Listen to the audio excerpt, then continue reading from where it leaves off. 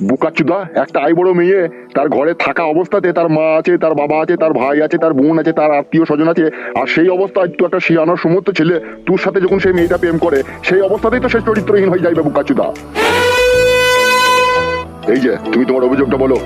বলছি স্যার, আমার শ্বশুরের নামে আমি কেস করতে চাই। সে কি? কিন্তু কেন? তোমার শ্বশুরের নামে তুমি কেন কেস করতে চাও?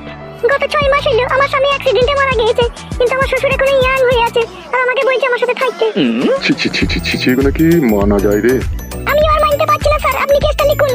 কিন্তু তোমার শ্বশুর যে তোমার সাথে থাকতে চায়, কি প্রমাণ রয়েছে তোমার কাছে? তোমার আবার কি দেবো? আমার জৈবন দেখে আপনি বুঝতে পারছেন না, আমার রূপ চেহারা দেখে আপনি বুঝতে পারছেন না আমার শ্বশুর কেন আমার সাথে থাকতে চায়? তুমি যেটা বলছো তোমার শ্বশুর কি তোমার সাথে থাকার চেষ্টা করেছে একবারও? কি বলবো স্যার, আবেগ রাতে ঘরে চলে যাবে উঠে। তাই নাকি? হ্যাঁ, আমি কত ধাক্কি ধুক্কি বাইক করে দিয়ে দরজা লাগিয়ে দিয়ে তখন শুই আমি।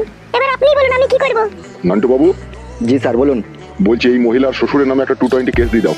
220 দিলে হবে না, রেপ কেস দিলে রেপ কেস। তুমি কি থানাটাকে বাপের জমিদারি মনে করছো নাকি? তুমি যা বলবে তাই হবে? তোমারই তো কথা, তোমার শ্বশুর ঘরে ঢুকেছিল, এখনো তোমার উপরে চাপেনি।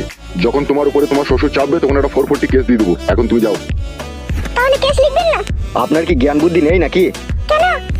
এটা থানা, এখানে ফ্রিতে কোনো কাজ হয় না। 3000 টাকা টেবিলের উপরে ফেলুন, তারপরে ওর নামে একটা আমরা চার্জশিট তৈরি করে ওকে 3 মাসের জন্য ভরে দিচ্ছি জেলে, তোমার শ্বশুরকে।